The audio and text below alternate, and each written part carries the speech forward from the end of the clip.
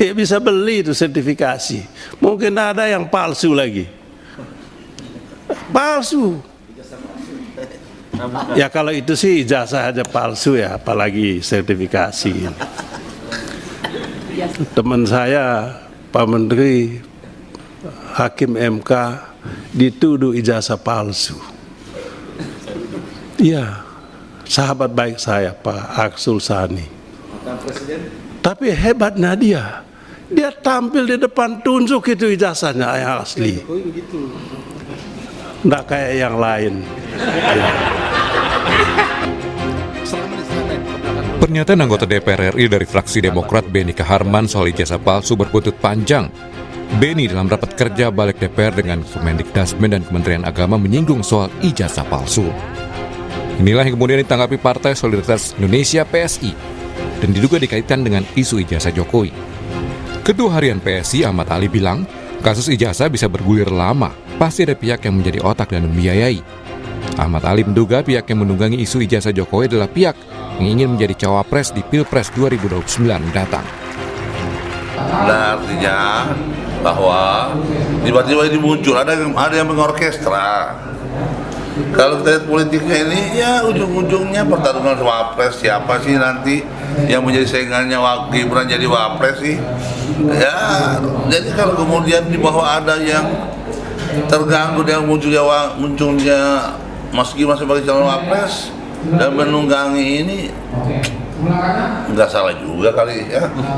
Seperti Pak Prabowo bilang, ini ada nih yang mengotaki nih, ada yang membiayai, dan masa iya ada satu isu begitu panjangnya, ya kan? Namun Partai Demokrat membantah apa yang dibilang kadernya di DPR Benny Kaharman, merujuk pada sosok tertentu, yakni Jokowi. Apa yang disampaikan itu merupakan fungsi dan tanggung jawab sebagai seorang anggota DPR yang tentunya dari fraksi Partai Demokrat. Secara tidak langsung bukan Pak Jokowi, tetapi itulah apa yang disampaikan itu yang dilakukan oleh Pak Arsul Sani itu merupakan contoh apabila terjadi diskursus di masyarakat, dan itu adalah merupakan hal yang terbaik untuk dilakukan. Sementara itu, Direktur Eksekutif Parameter Politik Indonesia, Adi Praitno menilai, isu ijazah Jokowi terus muncul karena ijazahnya tak kunjung ditunjukkan ke publik. Ia membandingkan dengan Hakim MK Arsul Sani yang beberapa waktu lalu langsung menunjukkan ijazahnya di tengah dugaan ijazah palsu. Kekuatan politiknya adalah supaya persoalan ini cepat selesai, salah satunya adalah dengan cara mencontoh apa yang dilakukan oleh Pak Arsul Sani yang beberapa waktu yang lalu ada juga di medsos dan di netizen yang menuduh bahwa ijazah beliau itu misalnya tidak benar, palsu, tapi kan Pak Arsul secara terbuka menunjukkan ke publik dan semuanya clear. Pak Arsul juga tidak mempersoalkan dan tidak membawa ini ke ranah publik. Dalam kasus pencemaran nama baik terkait ijazah Jokowi, polisi telah menetapkan 8 tersangka, termasuk Roy Suryo. Polisi juga sudah mencekal Roy Suryo CS. Tim Liputan, Kompas TV.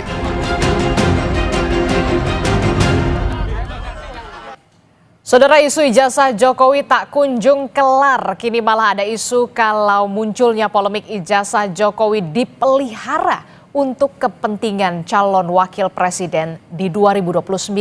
Apalagi Partai Solidaritas Indonesia menilai ada pihak yang ingin menunggangi kasus ijazah ini. Benarkah demikian? Kita akan ulas bersama dengan anggota Majelis Tinggi Partai Demokrat, Syarif Hasan, bersama kami bergabung melalui sambungan daring, dan juga di studio Orange Kompas TV sudah hadir Ketua DPP Partai Solidaritas Indonesia, Bung Bestari Barus. Selamat pagi Bung Bestari, dan juga selamat pagi Pak Syarif Hasan. Assalamualaikum. Selamat pagi. Waalaikumsalam, sehat. Sehat, alhamdulillah semuanya. Ini kasus ijazah ini lagi panas lagi nih, menghangat lagi. Kalau tadi kita lihat ada pernyataan dari rekan Anda, Bung Syarif Hasan, Benny Kaharman di DPR, yang kemudian jadi ramai lagi nih. Nah, saya ingin ke Bung Syarif Hasan dulu. Bung Syarif, jadi pernyataan rekan Anda, Benny Kaharman ini ada maksud menyindir atau bagaimana sebenarnya? Enggak, itu sebenarnya sebagai seorang anggota DPR, dia menjalankan fungsinya sebagai check and balance. Jadi apapun isu di masyarakat, ya apapun isu di masyarakat, harus direspon dan termasuk bagaimana jalan keluarnya. Nah, mungkin isu yang sekarang lagi tren, lagi in, karena tidak pernah berkesudahan, yaitu menyangkut kebetulan ijazah dari Asrul Sani itu juga dipertanyakan masyarakat.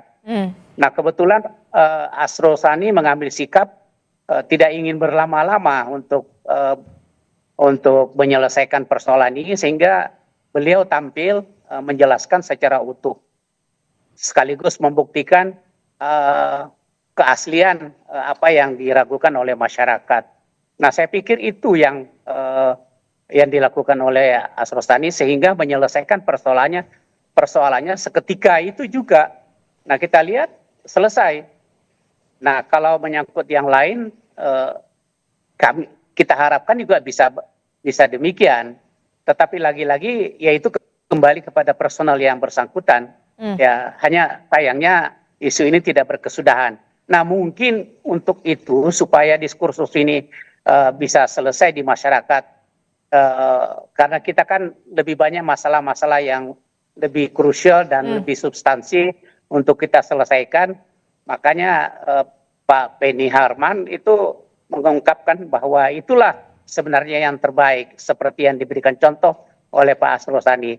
Hanya itu saja maksudnya, tidak ada lain di balik pernyataan itu. Oke, jadi tidak ada maksud menyindir-nyindir, karena memang kalau kita perhatikan kalimat Beni Harman itu pada saat di DPR mengatakan ya sahabat saya Asrul Sani langsung ketika dituduh ijazah palsu langsung ditunjukkan tidak kayak yang lain. Yang lainnya itu maksudnya siapa? Ya, itu yang lain ya isu yang sekarang masih dibicarakan. Nah, artinya apa?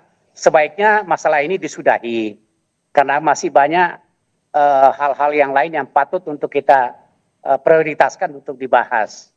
Ya, jangan masyarakat selalu disuguhi dengan isu-isu yang tidak berakhir, yang berkepanjangan, yang sebenarnya bisa diselesaikan dengan baik. Saya pikir itu aja. Oke.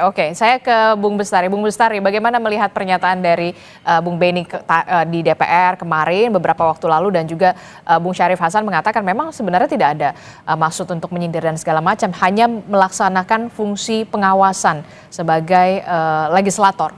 Iya, pertama kalau tidak ada maksud menyindir berarti kan menuduh. Kan begitu aja, ini sederhananya, itu satu. Kedua, saya kira kalau niatnya adalah untuk meluruskan, kok jadi dungu kita? Punya anggota DPR banyak, waktu pemilu lalu 54, sekarang 44 turun kan? Kemudian menyatakan ini sebagai satu kepedulian. Kalau peduli, datanglah ke UGM, ke institusi yang mengeluarkan ijazah itu, tanya baik-baik. Kan itu mitra juga itu. Jadi menurut saya ini memang gorengan-gorengan politik. Pak Jokowi dan Pak Prabowo bersahabat. Kemarin menang 58%, Demokrat dapat kemudian beberapa menteri.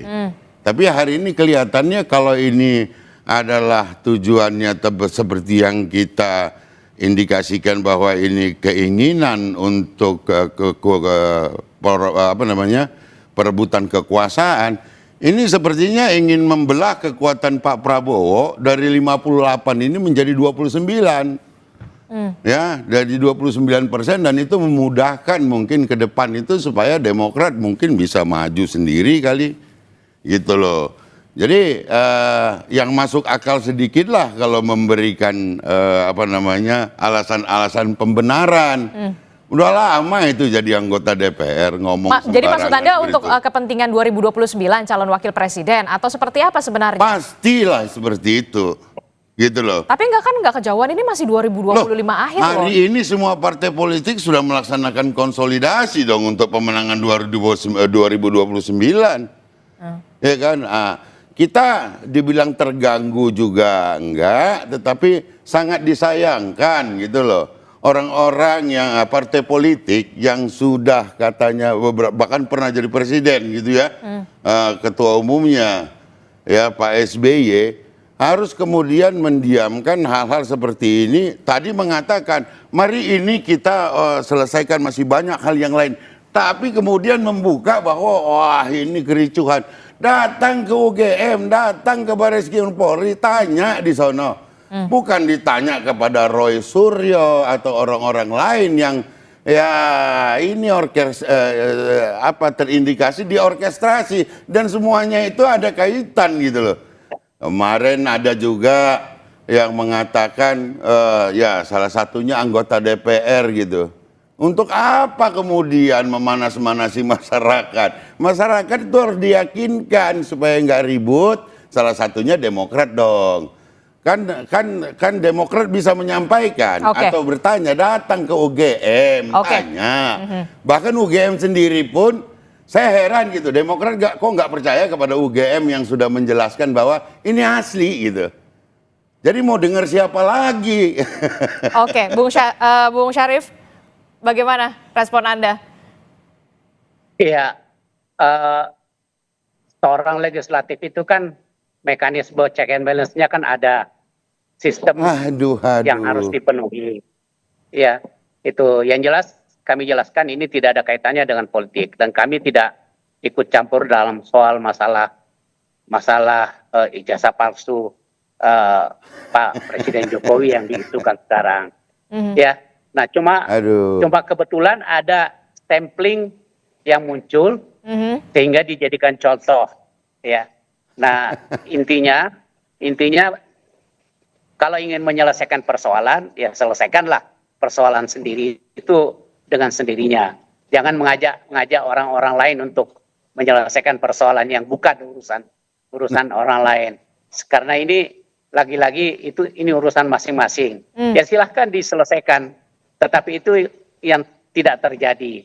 Nah makanya persoalan ini karena tidak berkesudahan sehingga anggota DPR di dalam rapat kerjanya juga ada menyinggung masalah itu.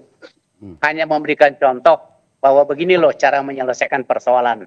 Ya kan? Oke, jadi menurut ini bukan menyangkut masalah politik, ini bukan menyangkut masalah 2029, tidak ada kaitannya, terlalu jauh ya, terlalu jauh kalau memikirkan dan dikait-kaitkan dengan 2029. Saya pikir itu. Oke, jadi Anda saya agak heran dibilang selesaikanlah, tetapi anggota DPR Anda nggak bisa kontrol, Pak. Berbicara mempengaruhi opini publik seakan-akan barang ini barang palsu, padahal asli sesuai dengan yang disampaikan oleh UGM. Nggak percaya UGM? Oke, tenang. Demokrat nggak percaya UGM atau bagaimana, Bang Syarif? Oke, silakan Bung Syarif. Iya. Tolong disampaikan kepada Beni Kaharman supaya bicara kepada UGM, begitu maksud saya. Siap. Silakan Bung Syarif. Iya. Begini, saya tidak mau berargumentasi dalam hal bagaimana menjelaskan tentang fungsi dan tanggung jawab check and balance bagi seorang anggota DPR. Ya, check and balance itu bukan membuat opini, tetapi datang ke UGM. Sabar, Bung Bestari. Silakan. Kalau saudara Beni Harman itu langsung ke UGM, itu artinya apa?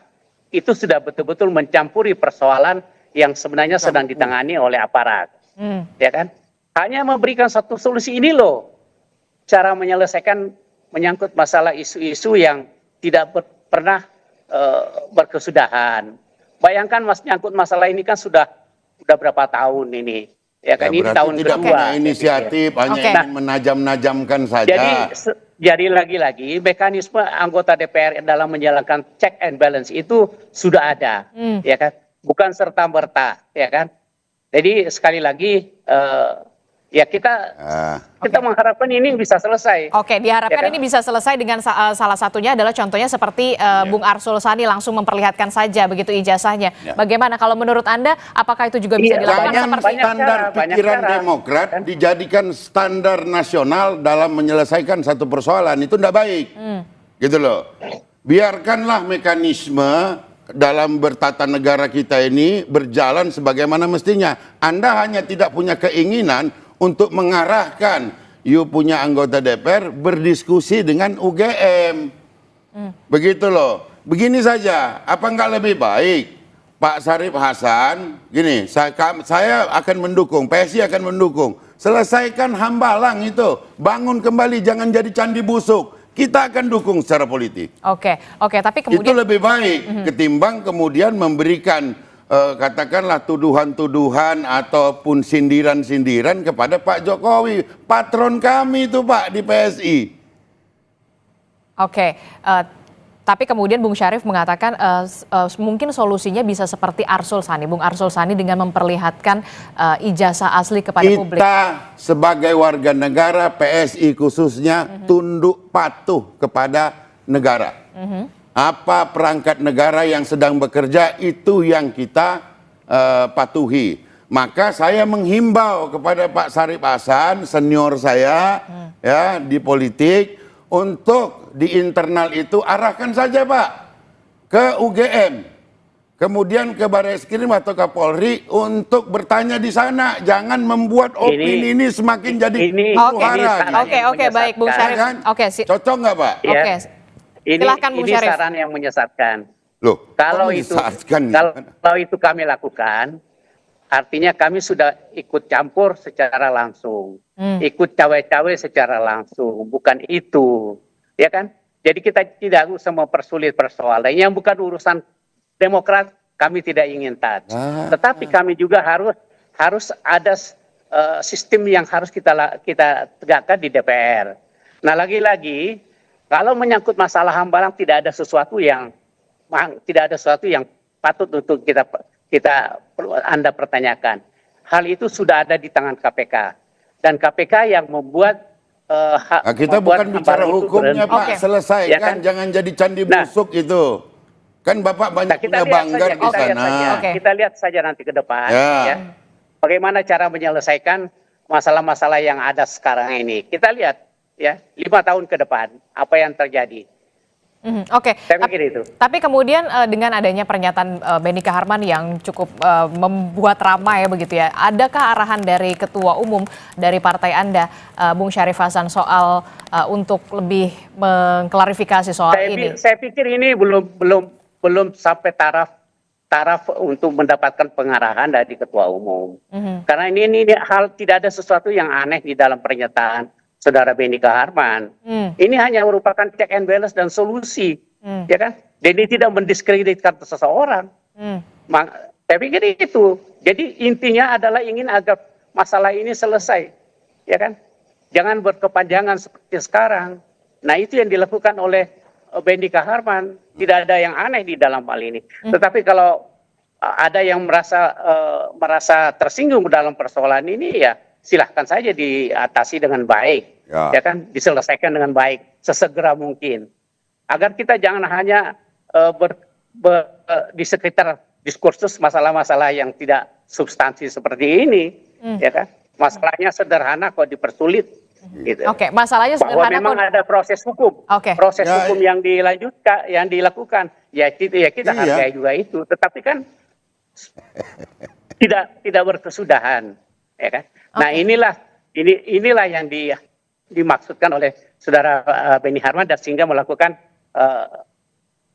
statement di DPR. Demokrat sedang menuduh aparatur hukum, berarti Demokrat sedang menuduh aparatur hukum tidak capable dalam melaksanakan tugasnya menyelesaikan persoalan ini. Sabar Pak. Sabar, ini lagi berjalan prosesnya seperti yang Bapak sampaikan. Jangan dikatakan juga ini tidak berujung, tidak selesai. Apa yang tidak selesai, orang sedang berproses. Makanya dalam kapasitas sebagai partai politik yang perpanjangan tangannya ada di DPR, tugaskan saja Pak. Coba cek di sana supaya ini bisa cepat selesai. Nggak usah menambahi huru-hara wacana di tengah masyarakat. Demokrat harus jauh lebih dewasa. Bung Syarif, silakan. Sebenarnya tidak ada maksud untuk apa yang Anda katakan untuk mencampuri dan sebagainya, hanya memberikan contoh. Inilah yang terbaik. Nah, tentu juga masyarakat menginginkan itu, ya kan? Masyarakat Jadi lagi. sebaliknya, ya kalau saya katakan sesuatu yang baik seperti yang disampaikan oleh Mas Rosadi itu patut untuk dicontoh, tetapi kalau tidak, cocok ya itu dengan tergantung demokrasi. masing-masing individu. Silahkan saja. Oke, Arsul Sani bisa menjadi contoh untuk menyelesaikan permasalahan Ya supaya tidak silakanlah. berkepanjangan. Demokrat Bung Bestari mulai Barus. hari ini berguru dan menjadikan patron itu Pak Arsul Sani, kita nggak ada keberatan sama sekali. Namun pada kesempatan ini saya menyayangkan dan saya sangat prihatin kepada Pak Prabowo yang mencoba sepertinya ini dipecah dengan Pak Jokowi supaya mereka-mereka yang sudah pernah berkuasa itu kemudian hari ini mencoba untuk bagaimana memecah supaya Pak Prabowo itu menjadi kecil dukungan politiknya dan memudahkan mereka-mereka yang ingin kembali mengambil kekuasaan ke depan ini dengan cara-cara yang seperti ini. Saya kira itu yang harus kita perbaiki dalam demokrasi kita ke depan. Oke, Bung Syarif, benarkah ada upaya pemecahan suara untuk 2029? Saya pikir pertama 2029 terlalu jauh. Oh, dekat itu. Dan masih terlalu jauh. Jadi bagi orang-orang yang berpikiran sudah 2029 itu keinginan untuk berkuasa, ya seperti disampaikan tadi, itu akan kembali lagi. Kami Demokrat masih berpikir bahwa belum saatnya sekarang untuk memikirkan tentang 2029. Kita sekarang bagaimana membangun bangsa itu saja. Dan bagaimana kita agar masyarakat itu bisa tenang, bisa bekerja, bisa meningkatkan kesejahteraannya, itu saja. Ya, jangan membuat kegaduhan, Pak. Oke. Itu saja, ingatkan Yang membuat kader-kadernya. gaduh itu siapa? Yang membuat gaduh adalah orang yang tidak segera menyelesaikan persoalan. Persoalan Itu saja. sudah ditangani oleh aparat hukum, kok nggak ngerti-ngerti Pak Sarif Hasan. Oke, baik. Jadi kalau 2029 saat ini belum menjadi fokus dari Partai Demokrat begitu ya untuk berpikir untuk ke arah sana begitu Masih ya? jauh. Masih jauh. Sangat dekat itu. Oke, silahkan terakhir, Ya, Bestari. saya kira marilah kembali gini ya. Tua itu pasti orang menjadi tua, tapi dewasa itu pilihan gitu ya, mau jadi dewasa atau tidak, termasuk dalam kita berpolitik. Saya merasa bahwa hari ini sudah dimulai gendang untuk 2029, di mana ada partai-partai politik yang mungkin merasa sudah saatnya mulai hari ini bergerak dengan menebarkan isu-isu, bahkan di ruang-ruang yang sangat istimewa seperti di DPR ya, terkait dengan Presiden Jokowi, ijazah palsu dan sebagainya, yang tujuan akhirnya adalah untuk memecah antara Pak Prabowo dengan Pak Jokowi sehingga Pak Prabowo menjadi dilemahkan dukungan politiknya. Saya kira itu harus diwaspadai, menjadi kewaspadaan nasional saya kira. Oke, baik. Terima kasih Bung Bestari Barus sudah hadir ke studio Orange Kompas TV. Bung Syarif Hasan, terima kasih juga sudah hadir melalui sambungan daring. Terima kasih Bapak-Bapak, sehat selalu. Assalamualaikum. Selamat pagi. Selamat siang pagi Pak Sarif.